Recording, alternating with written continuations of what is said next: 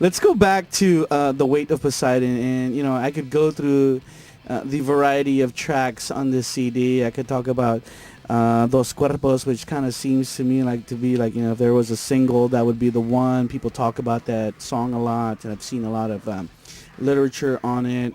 My favorite song on the CD is track number 8, the last song. It's called 1013. I think one of the things that kind of strikes me about it is the whole like Islamic hymn that comes in at the intro, and it's kind of, those kind of hymns kind of freak me out. I don't know. It's just, I don't know if it's just me, but it kind of like makes me feel a lot weird inside. But and then the song breaks in, and it's heavy. Great guitars, and Van's doing a few things with the Vox, and then there's this interlude, and then it gets heavy again. It's like a really cool track. Just tell me whatever you can about that song, or the recording of it, or where it came from, whatever, because that's one of my favorites, and I think a lot of people out there would also enjoy it. Why don't you start with the history of the song, Ernie? Well, the idea of the song and the message it's meant to convey are a lot different than what the actual song is about, which goes back to a time of a period in history which is known as the Crusades. It's the time of Jacques de Molay, who was a Knight Templar, who was arrested and burned at the stake on Friday the 13th, 1314. But, all the history aside, the history is only there to convey an idea about a universal theme which describes what would happen if you had a belief that you grew up on and you lived your whole life fighting for, and all of a sudden to realize that that belief was all a lie. Anybody else want to add anything about that song? I mean, how about musically or technically about that song? To be honest with you, I don't know why he geared the microphone over here, because I had the least to do with this song than I did with anything on this.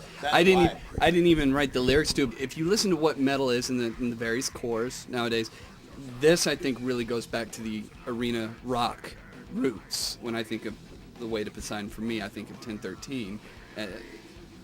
Surprisingly enough, not the title track. So I hit it right on the head. Yeah, absolutely. But I think it's a great musical homage to old school metal. It's open to, argument, but you'll be wrong. I know that when you release a CD of this quality, the goal is to, try to like market the band on a national level. If we can, let's quickly touch upon those efforts, kind of what's transpired, what would you hope to happen, what could still think happen, because the CD has not been out very long, and sometimes these things take a little while to circulate. So, I mean, I don't know how diligently you guys are working on that front, or if that's something that is high on the radar, which I have already made the assumption that it is. So, somebody talk about that. I think ultimately the goal would be to not do anything but what we love for a living. We don't have grand illusions of making billions of dollars and living ridiculous lifestyles. What? You guys are fucked, man. Just $1 billion. I don't have any delusions of making billions of dollars and living of other stupid ass. Leave my delusions alone. Mace, if you were poor or rich, I'd still hang out with you. Just have some of that cig-a-weed with you. Fucking A. No, but really, the deal is it's doing what we love, and to make that happen, we have to be smart about it. I mean, we pride ourselves on operating it like a business. We signed with an indie label. They've been quite good to us. Genuine Recordings in Austin.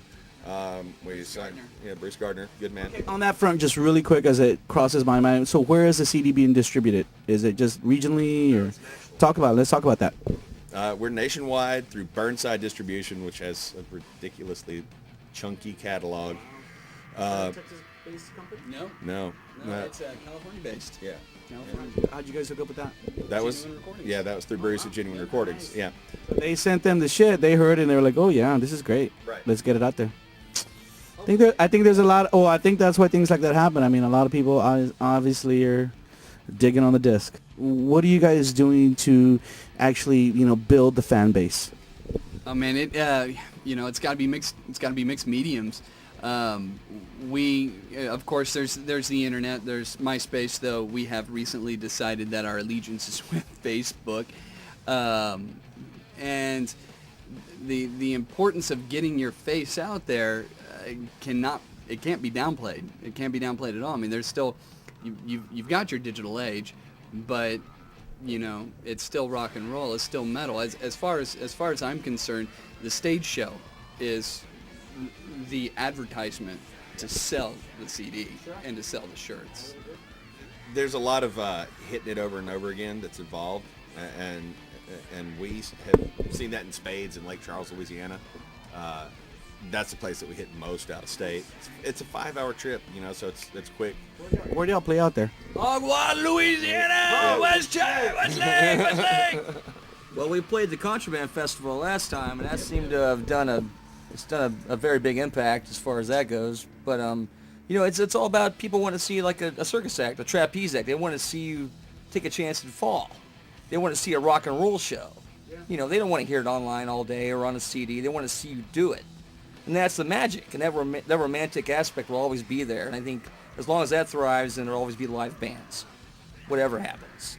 Very interesting time to be a part of the music industry right now, because so much stuff is changing.